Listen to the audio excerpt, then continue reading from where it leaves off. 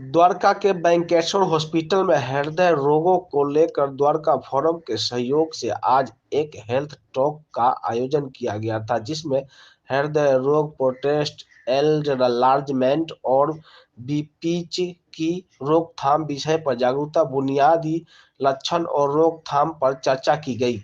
इस health talk session के पहले सेशन में प्रसिद्ध डॉक्टर कर्नल एस.के. दत्ता, निदेशक इंटरवेंशनल कार्डियोलॉजी द्वारा हृदय रोग की रोकथाम विषय पर चर्चा की गई, जिसमें उन्होंने हृदय रोग से बचाव के लिए जीवन शैली और खान-पान में सुधार पर जोर दिया। A.S. Chhatwal, general secretary Dwarka farm.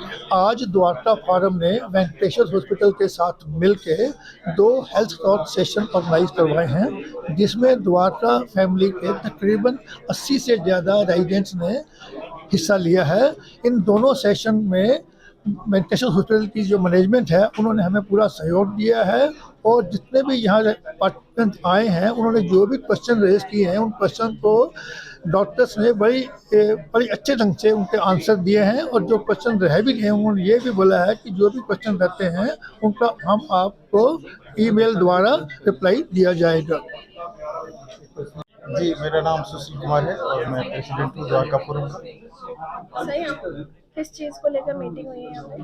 जी, यहाँ एक्चुअली हम सब लोग जमा हुए थे आज। जैसा कि आप जानते हो कि कोविड के बाद वैसे तो हार्ट की बीमारी जो है काफ़ी तेज़ी से बढ़ रही है और कोविड के बाद ऐसा देखा गया है कि बहुत से यंग एज के लोग भी इस बीमारी का शिकार हो रहे हैं। तो इसी को लेकर इन हॉस्पिटल के साथ मिलकर हमने एक अवेयरनेस सेशन किया है कि भाई इस बीमारी ये जो बढ़ रही है, इसको हम इससे कैसे बचाव करें और अपने एक जो बहुत इम्पोर्टेंट एज चंक है उसको इस बीमारी से कैसे बचाए।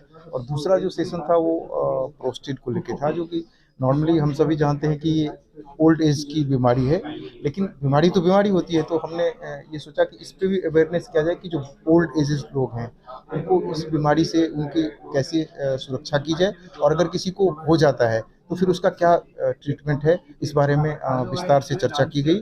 और मुझे खुशी है कि यहाँ द्वारका के लोगों ने काफ़ी बढ़ चढ़ कर हिस्सा लिया और मैं पहली बार देख रहा हूँ कि इतने लार्ज नंबर में इस इवेंट के लिए लोग आए हैं।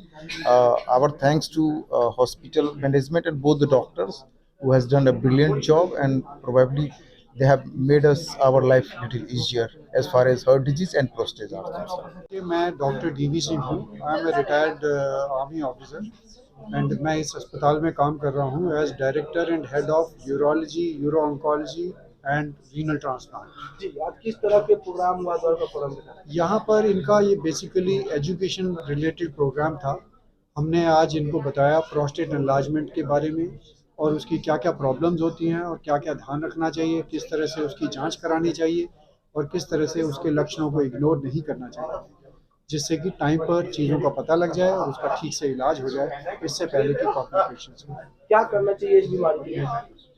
इस बीमारी के लिए जो सिम्टम्स हमने बताए हैं, जो लक्षण हमने बताए हैं, उनके बारे में जानकारी होना ज़रूरी है और जैसे भी हो वो पहले बताएं। 50 इयर्स और उसके ऊपर के टाइम में उनको सीरम पीएस से, यानी एक जो कैंसर मार्कर है प्रोस्टेट कैंसर का, उसकी जांच कराते रहनी चाहिए साल में एक बार। और अपनी हेल्थ चेकअप में कुछ अल्ट्रासाउंड वगैरह कराने से टाइम पर उसका पता चलता है।